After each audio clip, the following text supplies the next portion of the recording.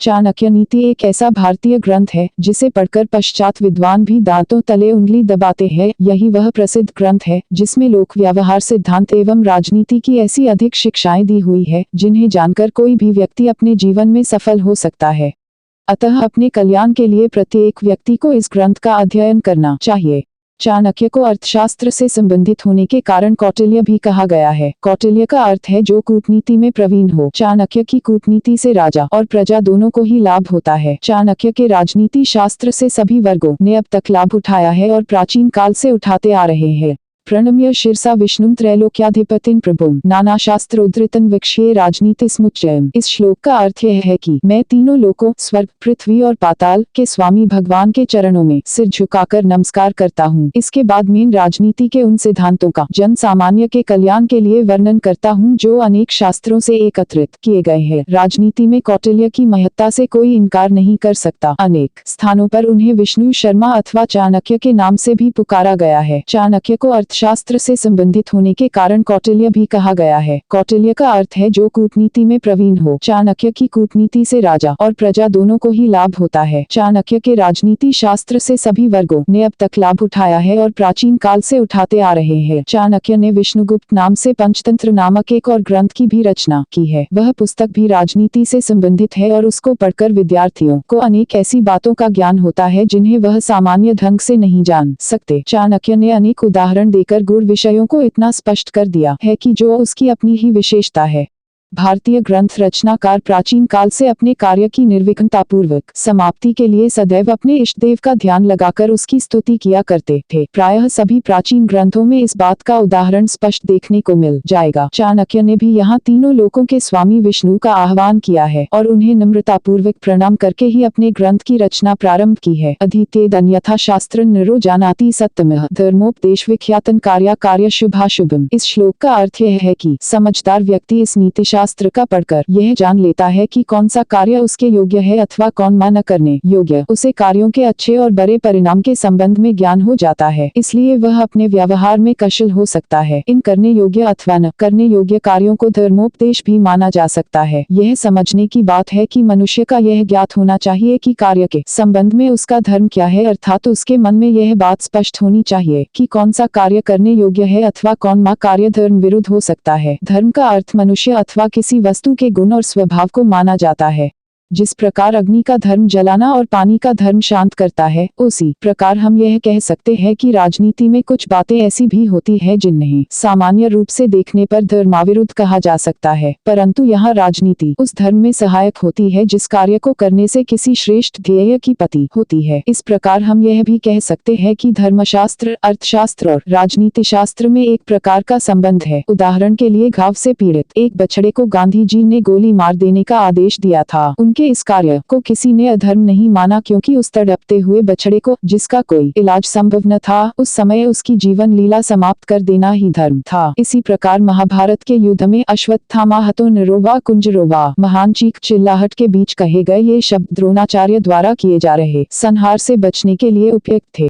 भगवान श्री कृष्ण जैसे योगीराज ने उन्हें उपयुक्त माना। इस प्रकार यह स्पष्ट है कि चाणक्य का कथन सच है कि अर्थशास्त्र के ज्ञान से आदमी को शुभ अथवा अशुभ कर्म को करने का ज्ञान होने से उसका कल्याण होता है। उनका मत है कि यह ज्ञान धर्ममित है। तदहं संप्रवक्ष्यामि लोकानां हितकामयया येन विज्ञान मात्रेण सर्वज्ञत्वं प्रपद्यते। इस श्लोक का अर्थ यह है कि मैं लोगों की भलाई की इच्छा से राजनीति के उन गुण रहस्यों का वर्णन कर रहा हूँ जिन्हें केवल जान लेने से ही व्यक्ति अपने आप को सर्वज्ञ समझ सकता है। चाणक्य ने यह अत्यंत महत्वपूर्ण बात कही है कि मनुष्य को यदि राजनीति के सूक्ष्म रहस्यों का ज्ञान हो जाए तो केवल इतने ज्ञान से ही वह अपने सर्वज्ञ होने का मार्ग प्रशस्त कर सकता है। चाणक्य ने यहाँ उन राजनैतिक सिद्धांतों को अपनाने का उल्लेख नहीं किया जिन्हें अपनाने या क्रियारूप में परीक्षण करने से मनुष्य कहां से कहां पहुंच सकता है। संस्कृत में ही नहीं, अन्य अनेक भाषाओं में भी ऐसी उक्तियां प्रसिद्ध है कि कोई व्यक्ति सारी बातें नहीं जान सकता, अर्थात उसे सभी बातों का ज्ञान नहीं होता। अनेक बातों के संबंध में अथवा अनेक विषयों की उसे ऊपरी जानकारी ही हो सकती है, परंतु वह उसके कारण उन विषयों के संबंध में सूक्ष्म अथवा सर्वज्ञ होने का दावा नहीं कर सकता। चाणक्य ने यह स्पष्ट किया है कि जो उनके ग्रंथ को अथवा राजनीति से संबद्ध उनकी बातों को जान लेगा वह राजनीति शास्त्र का पंडित हो जाएगा। इससे यह स्पष्ट है कि चाणक्य अपने विषय के महान ज्ञाता और पूर्ण पारंगत पंडित थे। यह बात बिल्कुल स्पष्ट है कि जिस व्यक्ति को किसी विषय के मूल सिद्धांतों का ज्ञान होता है वह उससे संबंधित सभी विषयों को भली प्रकार जान सकता है।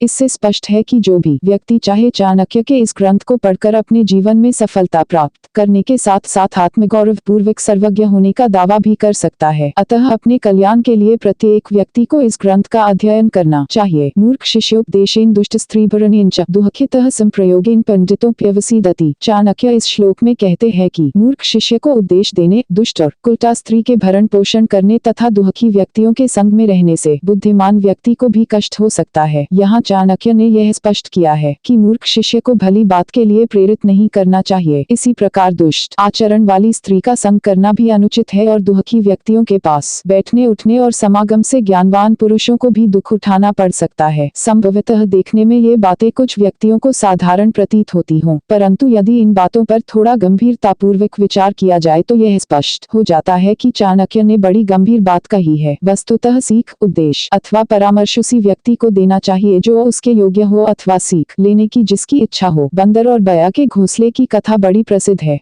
वर्षा से भीगते हुए बंदर को देखकर अपने घर में बैठी बया ने बंदर को घर बना लेने की सीख दी, परंतु बंदर उस सीख के योग्य न था, इसलिए उसने सीख देने वाली बया को भी बेघर कर दिया। इसी प्रकार मूर्ख शिष्यों के अपने गुरु की सेवा से संबंधित अनेक कहानियां भी ग्रंथों में जहां तहां बिखरी पड़ी है। संस्कृत में एक श्लोक है, अज्ञ सुखमाराध्य सुखतरमाराध्यते विशेषज्ञ ज्ञानल्वदुर्विदग्धं ब्रह्मापि तन्नरं न रंजयति। इस श्लोक का अर्थ है कि जिस व्यक्ति को किसी भी बात का कोई ज्ञान नहीं है उसे कोई बात आसानी से समझाई जा सकती है, और जो व्यक्ति सब कुछ जानता हो, चतुर हो, उसे भी कोई भी बात बहुत ही सरलतापूर्वक समझाई जा सकती है। परंतु जिस व्यक्ति को बहुत थोड़ा सा ज्ञान होता है उसे तो ब्रह्मा भी नहीं समझा सकता, क्योंकि यह बात बिल्कुल उसी तरह होती है जैसे एक कहावत के अनुसार चूहा हल्दी की एक गांठ लेकर पंसारी बन बैठा। चाणक्य ने यह भी कहा है कि दुष्ट स्त्री का संग करना अथवा उसका पालन पोषण करना भी दुख का कारण बन सकता है।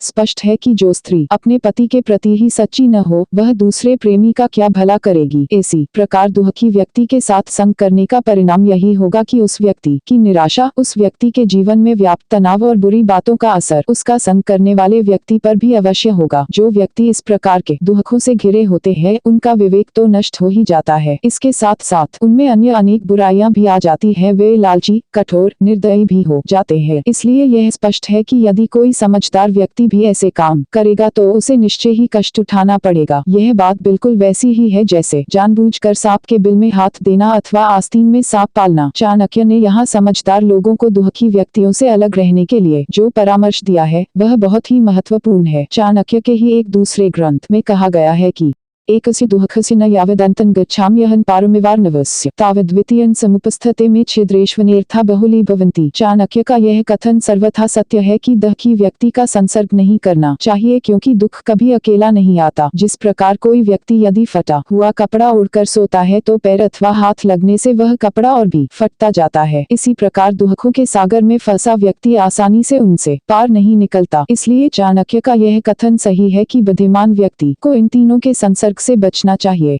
दुष्टा भार्या षट्न मित्रन भृत्यश्चोत्तरदायकः ससर्पे च गृहे वासो मृत्युरेव न संशयः। इस श्लोक का अर्थ है कि जिस आदमी की स्त्री दुष्ट हो, जिसके मित्र नीच स्वभाव के हों और नौकर चाकर जवाब देने वाले हों और जिस घर में सांप रहता हो, ऐसे घर में रहने वाला व्यक्ति निश्चय ही मृत्यु के निकट रहता है। अर्थात ऐसे व्यक्ति की मृत्यु किसी भी समय हो सकती है। किसी भी सद्गृहस्थ व्यक्ति के लिए उसकी पत्नी का दुष्ट होना उसके लिए मृत्यु के समान है। यदि पत्नी अपने पति के प्रति श्रद्धापूर्वक समर्पित भावना नहीं रखती तो ऐसा व्यक्ति तनाव की स्थिति में किसी भी समय आत्महत्या करने के लिए तैयार हो सकता है, अथवा उसे अपना कोई वश चलता न देखे एक मृतक व्यक्ति के समान जीवन बिताना पड़ता है। घर में रहने वाली दुष्टा स्त्री आदमी के लिए निरंतर दुख का कारण बनी रहती है। इसी प्रकार यदि किसी व्यक्ति का मित्र धूर्त और नीच स्वभाव का है तो उससे कभी भी भलाई की आशा नहीं की जा सकती, क्योंकि मित्र के रूप में वह आपके पास बैठकर किसी भी समय आपका अहित कर सकता है।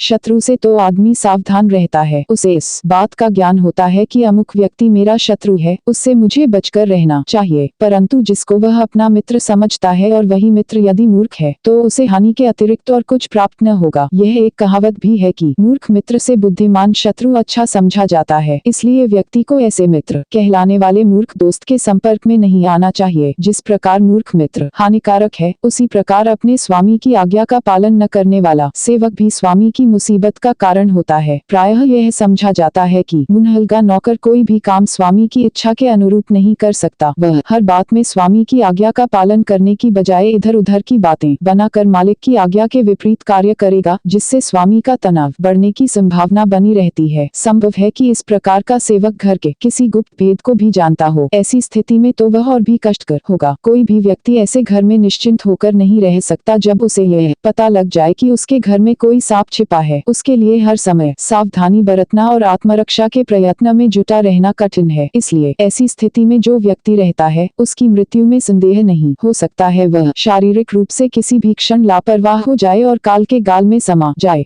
इस श्लोक का भावार्थ यह है कि पत्नी का आज्ञाकारिणी और पतिव्रता होना आवश्यक है। यह भी आवश्यक है कि मित्र समझदार हो, नौकर आज्ञाकारी होना चाहिए, जिसे स्वामी के प्रति श्रद्धा के साथ साथ उसका हित करने की इच्छा भी हो। यह भी आवश्यक है कि व्यक्ति को अपना घर सांप आदि दुष्ट व विषैले जीवों से मुक्त रखने का प्रयत्न करना चाहिए। तभी मनुष्य इस संसार में रहकर पूर्णतया जीवन का सुख भोग सकता है। यदि उसे दुष्ट स्त्री, नीच मित्र, सामने से बोलने वाले सेवक से वास्ता पड़ता है और उसे ऐसे घर में रहना पड़ता है जहां सांप आदि विषैले जीवों के रहने की संभावना हो, तो या तो वह किसी भी समय मौत का शिकार हो जाएगा, अथवा यदि जीवित रहेगा तो उसे हर समय भयभीत ही रहना पड़ेगा। आपदर्थे धनन ऋक्षेद वारान ऋक्षेद धनैरपि आत्मानन सततन ऋक्षेद दारैरपि धनैरपि। मनुष्य को विपत्ति के समय के लिए धन बचाना और संचित करना चाहिए, परंतु धन के बदले यदि औरतों की रक्षा करनी पड़े तो धन को खर्च कर देना जरूरी है। चाणक्य कहते हैं कि यदि व्यक्ति को अपनी रक्षा के लिए इन दोनों चीजों का भी बलिदान करना पड़े तो इनका बलिदान करने से नहीं चूकना चाहिए। किसी संकट की आशंका से अथवा इस आशंका से कि न जाने कब रुपये पैसे की जरूरत पड़ जाए, मनुष्य का प्रयत्न रहता है कि जितना भी हो सके धन का संचय करे। परंतु चाणक्य का यह भी कहना है कि यदि अपने घर की औरतों पर, अपनी पत्नी पर किसी प्रकार का कोई संकट आ जाए तो उसे अपने संचित धन के प्रति मोह दिखाना ठीक नहीं। उस धन को खर्च करके स्त्रियों की रक्षा करनी चाहिए। परंतु चाणक्य की नीति के अनुरूप यदि व्यक्ति पर स्वयं कोई संकट आता है तो उसका निवारण उसे हर हालत में करना चाहिए। प्रत्येक स्थिति में उसे चाहिए कि वह अपने आप को संकट से बचाए, भले ही इस काम के लिए धन और घर की औरतों का भी बलिदान अथवा त्याग करना पड़े।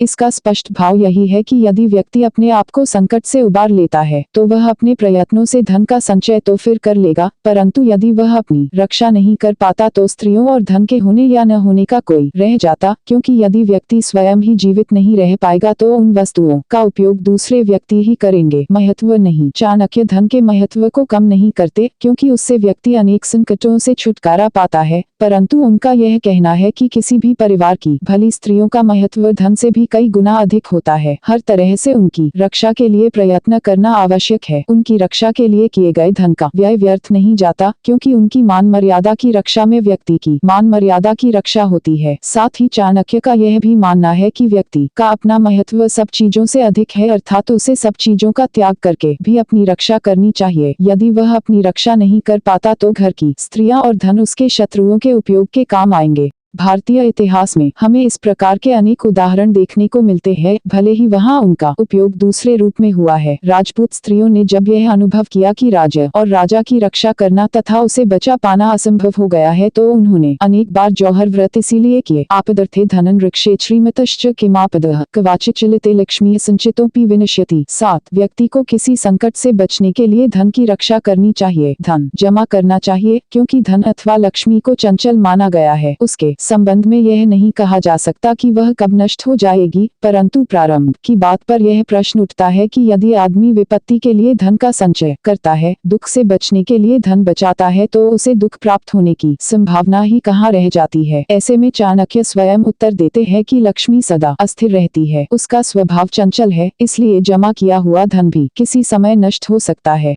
इसका एक अभिप्राय यह भी निकलता है कि व्यक्ति को विपत्ति से बचने के लिए केवल धन संचय पर ही भरोसा नहीं करना चाहिए, उसे अपनी शक्ति, बुद्धिमत्ता और उद्यम के साथ साथ किसी ऐसी शक्ति पर भी भरोसा करना चाहिए जो सर्वशक्तिमान हो सकती है। ऐसा केवल प्रभु के संबंध में ही कहा जा सकता है, क्योंकि उसी की कृपा से प्राप्त शक्ति के अनुसार मनुष्य धन का संचय कर पाता है और उस प्रभु की कृपा के कारण ही संचित धन को बचाया भी जा सकता है। उसकी कुपित दृष्टि से अथवा व्यक्ति के अपने अनुचित कार्यों के कारण अर्जित संपत्ति के नष्ट होने में देर नहीं लगती। प्रायः अनेक परिवारों में यह देखा गया है कि परिवार के जिन मुखिया व्यक्तियों ने अपने परिश्रम, बुद्धिमत्ता और कार्यक्षमता से संपत्ति का निर्माण किया, उनकी संतानों ने कुछ ही दिनों में देखते देखते उस संपत्ति को नष्ट कर दिया। इससे प्रकट है कि लक्ष्मी चलायमान होती है और व्यक्ति के कार्यों के कारण ही स्थिर रहती है। प्रकृति के अनेक प्राणी इस बात के उदाहरण है कि वे संकट की घड़ियां सुख से बिताने के लिए उपभोक्ता सामग्री का संचय करते रहते हैं, यही उनकी संपत्ति होती है। चींटियां बरसात आने से पहले अपने बिलों में अन्न का भंडार इकट्ठा कर लेती है ताकि बाहर जब जल थल एक हो जाता है और बाहर निकलने में कठिनाई होती है, वे सुख से बैठकर उसका उपभोग कर सकें, परंतु वे नहीं जानती कि कब पानी की लहर उनके संचित भंडार को नष्ट कर देगी। इस बात का यह अर्थ भी नहीं कि लक्ष्मी के चलायमान होने के कारण व्यक्ति उसका संचय ही न करे। व्यक्ति को ऐसा प्रयत्न करना चाहिए कि वह अपने कर्मों से लक्ष्मी को स्थिर रूप से अपने पास रखने में समर्थ हो सके। यस्मिन् वेशे न सम्मानो न वृत्तिर्न च बान्धवा न च विद्यागमः कश्चित् वासं तत्र न कारयेत्। इस श्लोक का यह अर्थ है कि जिस देश में व्यक्ति को सम्मान नहीं मिलता और आजीविका के साधन भी सुलभ न हो, जहाँ उसके परिवार के लोग और मित्र आदि भी न हो, उस देश में रहना उचित नहीं। इसके साथ ही चाणक्य ने यह महत्वपूर्ण बात भी कही है कि यदि ऐसे देश में विद्या प्राप्ति के साधन भी न हो तो उस देश में मनुष्य को कभी नहीं रहना चाहिए, वहाँ कभी वास नहीं करना चाहिए। यह तो बहुत ही सामान्य समझ की बात है कि प्रत्येक व्यक्ति चाहता है कि मानव के रूप में उसे सम्मान प्राप्त हो, और नहीं तो वह जो कुछ भी कामकाज करता है उसे दृष्टि में रखते हुए उसके अनुरूप उसका आदर किया जाए। यह एक बहुत सामान्य इच्छा है। प्रत्येक व्यक्ति के मन में ऐसी इच्छा समय समय पर बलवती भी हो उठती है। यदि उसका किसी देश अथवा स्थान पर सम्मान न होगा तो वह वहाँ रहना उचित नहीं समझेगा। मनुष्य के लिए किसी न किसी प्रकार की आजीविका का होना बहुत आवश्यक है। मनुष्य अपनी आजीविका की खोज में सुदूर देशों की यात्रा करता है, परंतु यदि उसे वहाँ कोई काम धंधा नहीं मिलता अथवा उसकी रोजी रोटी का प्रबंध नहीं होता तो वह वहाँ क्यों रहेगा। यह भी सब जानते हैं कि मनुष्य एक सामाजिक प्राणी है। वह समाज में रहना, बैठना, उठना और उससे संबंध स्थापित करना चाहता है। वह कभी अकेला नहीं रहता। यह कहा जाता है कि योगी और साधु लोग भी झुंडों में निवास करते हैं, तो एक सामान्य सा सांसारिक प्राणी ऐसे स्थान पर कैसे रह सकता है जहाँ न उसका कोई मित्र हो और न कोई भाई बंधु। मनुष्य केवल रोटी के लिए ही नहीं जीता। मनुष्य और पशु में एक अंतर यह भी है कि वह सोचता है, उसमें विचार करने की शक्ति है, वह वस्तुओं के भले बुरे गुणों की परख में लगा रहता है। इसके लिए उसका विद्वान होना अथवा ज्ञान प्राप्ति के लिए संलग्न रहना आवश्यक है। जिस देश में इनमें से कोई भी बात प्राप्त न हो, कोई भी सुविधा न हो, तो भला मनुष्य ऐसे स्थान पर क्यों रहेगा। यदि इस बात को अत्यंत साधारण परिप्रेक्ष्य में रखकर देखा जाए तो कोई पशु भी ऐसे स्थान पर नहीं रहेगा जहां उसे न कुछ खाने को मिले, न उसके साथ कोई प्यार दुलार करने वाला हो। आदमी के समान पशुओं में भी इकट्ठे मिलकर रहने की प्रवृत्ति होती है। यदि वहां उसकी जाति अथवा नस्ल के प्राणी नहीं मिलेंगे तो वह भी एक दिन अपने आप विनाश को प्राप्त हो जाएगा। इसलिए मानव के संदर्भ में चाणक्य ने जो बातें कही है, उनके अनुरूप बुद्धिमान व्यक्ति को ऐसे देश में कभी निवास नहीं करना चाहिए जहाँ उसे न सम्मान प्राप्त हो, न आजीविका का साधन हो और न बंधु बांधव हो और न ही विद्या प्राप्ति का ही कोई प्रबंध हो। ऐसे देश में रहने से क्या लाभ। उम्मीद करती हूँ कि यह जीवन को राह दिखाने वाली यह जानकारी आपको अच्छी लगी होगी। ये कथा सुनने के लिए आपका बहुत बहुत धन्यवाद। अगर कथा अच्छी लगी हो तो वीडियो को लाइक, शेयर और चैनल को सब्सक्राइब जरूर करें। कमेंट में राधे राधे जय श्री कृष्णा लिखना ना भूलें।